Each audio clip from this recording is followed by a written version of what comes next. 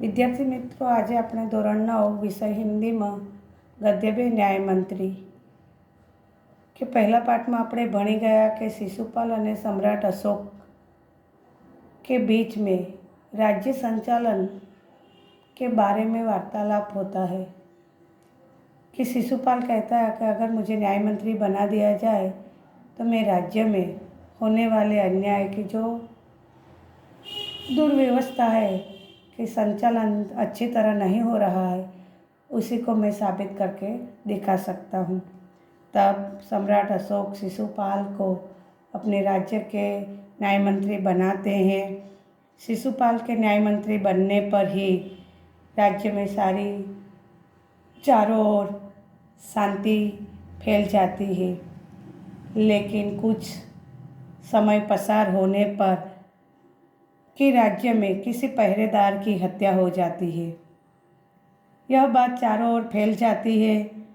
शिशुपाल की रातों की नींद उड़ जाती है कि वो बेचैन से हो जाते हैं कि वह पहरेदार की हत्या किसने की।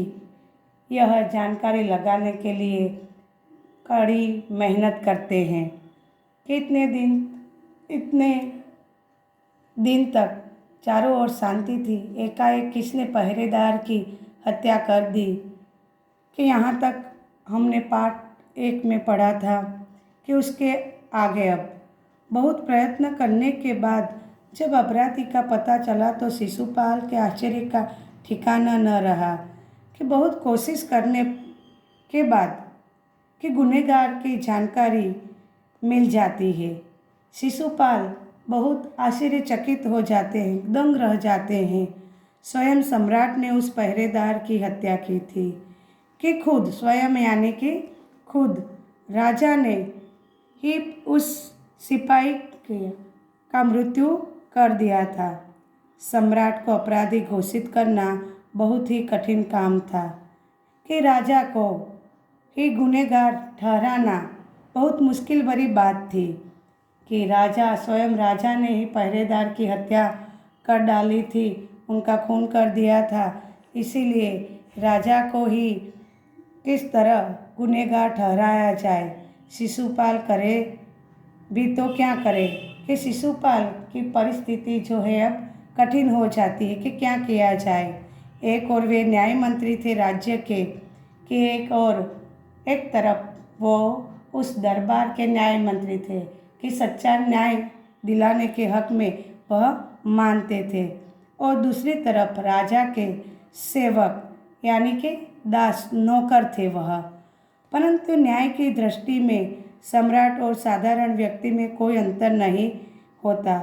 लेकिन न्याय के दृष्टि से नज़रिए से देखा जाए तो वहाँ सामान्य इंसान या राजा हो, अमीर हो या गरीब, लेकिन सभी के लिए न्याय जो है एक समान होना चाहिए। उसी में कोई भेदतफावत नहीं होता है। अंतर यानी कि भेदतफावत कि जिस किसी ने भी अपराध किया है उन्हें सज़ा जो है दंड वह अवश्य मिलना चाहिए कि शिशुपाल की दृष्टि में सब एक समान हैं। अगले दिन शिशुपाल दरबार में पहुँचे। सम्राट अशोक सिंहासन पर बैठे हुए थे। आते ही उन्होंने शिशुपाल से पूछा, अपराधी का पता चला कि अगले दिन शिशुपाल दरबार में राज्य में उपस्थित होते हैं। तब राजा अशोक अपने सिंहासन पर बैठे हुए हैं, किसी की आकृति वाला आसन, उसे सिंहासन कहते हैं। शब्द समूह के लिए एक शब्द दीजिए कि उस आसन पर राजा खुद बैठे हुए हैं, और जैसे ही न्याय मंत्री राज्य में उपस्थित होते हैं कि तुरंत ही सम्राट उन्हें प्रश्न करते हैं कि क्या गुनहगार की जानकारी मिल गई तुम्हें। न्याय मंत्री ने साहसपूर्वक कहा, जी हाँ, चल गया। कि शिशुपाल जो है वो हिम्मतपूर्वक कहते हैं कि जी हाँ, उनकी जानकारी हमें मिल गई है, तो फिर उसे उपस्थित करो। कि सम्राट अशोक कहते हैं कि दरबार के अंदर उसे हाजिर करो, उपस्थित करो, यानी कि उसे हाजिर करो। न्याय मंत्री कुछ रुके, फिर अपने उच्च अधिकारी को संकेत करते हुए बोले, धनवीर इन्हें गिरफ्तार कर लो, मैं आज्ञा देता हूँ। कि शिशुपाल न्याय मंत्री जो हैं वह कुछ क्षण के लिए रुक जाते हैं, कुछ बोलते नहीं हैं, क्योंकि खुद सम्राट अशोक ने ही पहरेदार की हत्या की थी, इसीलिए कुछ क्षण वह चुप खामोश रहते हैं और उसी के बाद ही तुरंत अपने उच्च अधिकारी जो है राज्य के दूसरे, उन्हें संकेत यानी कि इशारा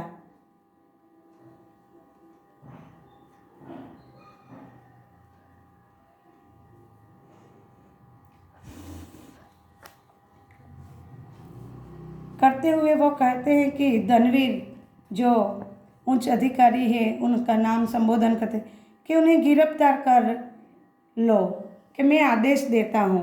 गिरफ्तार यानी कि धरपकड़।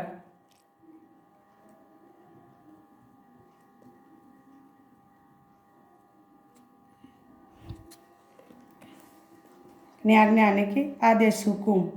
संकेत सम्राट की ओर था कि इशारा जो था वो राजा की तरफ ही था। दरबार में निस्तब्धता छा गई। सम्राट का चेहरा क्रोध से लाल हो गया।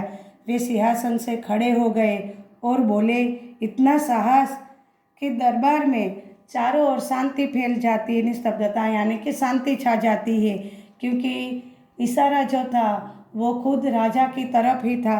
इसीलिए दरबारी और अन्य जो लोकगण हैं, जनगण, वह सब खामोश हो जाते हैं, शांति छा जाती है और राजा खुद गुस्से के मारे लाल से उनका चेहरा हो जाता है, बहुत क्रोधित हो जाते हैं कि अपने सिंहासन पर से वो खड़े हो जाते हैं और कहते हैं, शिशुपाल न्यायमंत्री, कि इतनी हिम्मत तुम्हारी कि हमें ही अपराधी ठहराने की, कि हमें ही गुनहगार दिखाने की।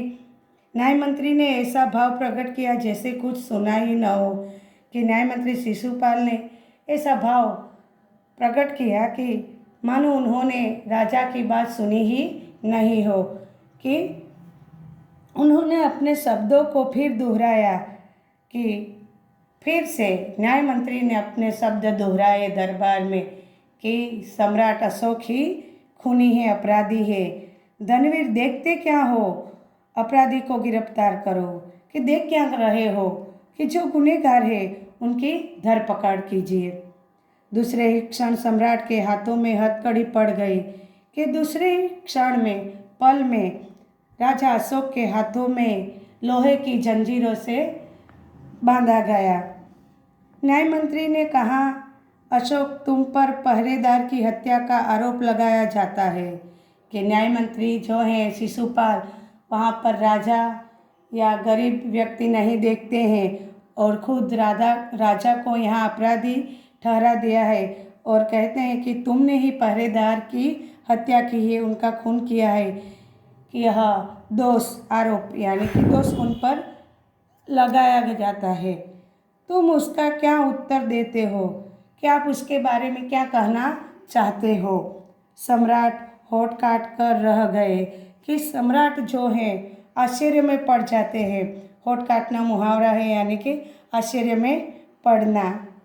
न्याय मंत्री ने फिर पूछा, तो तुम अपराध स्वीकार करते हो। कि शिशुपाल ने आगे पूछा कि सम्राट से, कि क्या तुम्हारा गुनाह जो है वह स्वीकार कबूल करते हो। हाँ, मैंने उसे मारा अवश्य है। कि हाँ, मैंने उसे अवश्य, जरूर मैंने उसे ही मारा है, पर उदंड था, पर वह पहरेदार जो है कि अविवेकी। उदंड यानी कि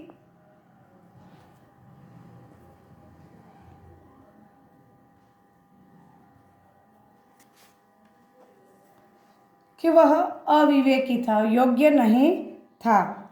सम्राट का उत्तर था, कि सम्राट का जवाब था कि उन्होंने खुलासा किया इस बात का कि पहरेदार की हत्या उन्होंने क्यों की थी।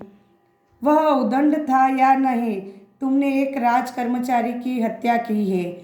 कि तब से न्याय मंत्री शिशुपाल कहते हैं कि वह अविवेकी था या नहीं, यह हमने नहीं पूछा, लेकिन तुमने राज्य के दरबार के एक राज्य कर्मचारी की हत्या की है, उनका खून किया है। तुम अपराधी हो, तुम गुनहगार हो। तुम्हें मृत्युदंड दिया जाता है, कि तुम्हें मौत की सज़ा सुनाई दी जाती है। न्याय मंत्री ने निर्णय दिया कि न्याय मंत्री ने अपना उचित योग्य निर्णय जो है दरबार के अंदर सुना दिया। सभा में सन्नाटा छा गया कि सभा में चारों ओर शांति फैल जाती है, कोई कुछ नहीं बोलता है। न्याय मंत्री का निर्णय सुन सम्राट ने सिर झुका लिया कि न्याय मंत्री का निर्णय की स्पष्ट वक्ता थे वह न्याय मंत्री शिशुपाल। उनकी बात सुनकर राजा ने खुद वह शर्मिंदा हो जाते हैं, नतमस्तक हो जाते हैं। वे तो स्वयं शिशुपाल की परीक्षा में सफल हो गए थे कि स्वयं राजा शिशुपाल की परीक्षा यानी कि कसौटी इम्तहान कि वह खरे उतरे थे। सम्राट का हृदय ऐसे व्यक्ति को पाकर गदगद हो रहा था कि सम्राट का हृदय जो है ऐसे कि जो निष्पक्ष रहित भेदभाव किए बिना ही न्याय जो कर सकता है, ऐसे व्यक्ति को पाकर वो भाव विभोर हो जाते हैं। कि गदगद हो जाना मुहावरा है, उसका अर्थ होता है कि भाव विभोर हो जाना। तभी न्याय मंत्री का संकेत पाकर एक कर्मचारी सम्राट अशोक की सोने की मूर्ति लेकर उपस्थित हो गया कि इतने में ही न्याय मंत्री के इशारे को पाकर एक राज्य कर्मचारी राजा अशोक की सोने की मूर्ति जो है पुतला वह लेकर वहाँ पर हाजिर हो जाता है। न्याय मंत्री ने खड़े होकर कहा, सज्जनों, यह सच है कि मैं न्याय मंत्री हूँ और यह भी सच है कि अपराधी को दंड मिलना चाहिए, परंतु अपराधी और कोई नहीं, स्वयं सम्राट हैं। कि तब न्याय मंत्री ने दरबार के अंदर खुलासा किया कि हे सज्जनों, कि यह सत्य है कि मैं एक न्याय मंत्री हूँ, इसलिए मुझे न्याय योग्य न्याय करना चाहिए। लेकिन एक दूसरी भी बात सच है कि अपराधी को अवश्य सज़ा जो है वह मिलनी चाहिए। लेकिन यहाँ पर जो अपराधी है, गुनहगार जो है, वह खुद राजा है। शास्त्रों में राजा को ईश्वर का रूप माना गया है कि जो हमारे शास्त्रों विधि विधान है उसी में राजा को भगवान का रूप मानते हैं, इसीलिए उसे ईश्वर ही दंड दे सकता है, इसीलिए उसे भगवान ही प्रभु ही सजा दे सकते हैं। ईश्वर यानी कि